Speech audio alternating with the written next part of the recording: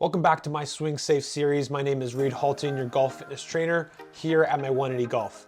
And today we're diving into the engine of your swing, your hips. Did you know your hips are responsible for generating up to 50% of the power in your golf swing? When they lack stability or mobility, your performance can suffer, and the risk of injuries like lower back pain and hip impingements increases. So in this episode, we're going to explore how to maintain healthy hips and supercharge your golf swing. Your hips act as a bridge between your lower and upper body, enabling that rotational power and balance. So they do it through mobility. So the hips allow for their large range of motion required in your backswing and follow through. They also work on stability. So stability hips prevent energy leaks during that swing, ensuring there's an efficient force transfer. And it also relates to injury prevention. So limited hip motion forces your lower back and your knees to compensate, increasing that risk and strain of that injury. So unfortunately, many golfers struggle with tight hip flexors, weak glutes, or poor rotational control due to prolonged sitting or improper training. The studies have found that golfers with limited hip rotation were more prone to lower back pain. And the research also shows that improved hip strength correlates with increased club head speed and accuracy. So it's definitely something you need to focus on in your fitness training.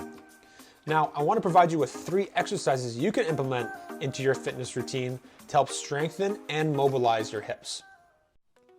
All right, so the first movement we have here is a 90-90 hip stretch or a hip switch, and it's really good for improving hip internal and external rotation.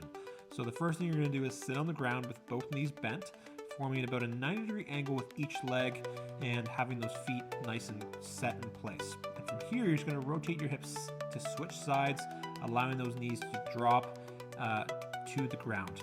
As you can see, it's nice and slow and controlled. My feet are staying in place, and we're just trying to get those knees down to the ground as close as possible. So it's really important to keep your back straight and avoid leaning too far forward or too far back. So I've got the hands in behind for support to keep that stable body in position, so it allows me to rotate around the hips. Next up are sideline hip circles, and this is great for improving hip joint range of motion. So you're going to lie on your side with that bottom arm extended out so that I have my head resting on my arm.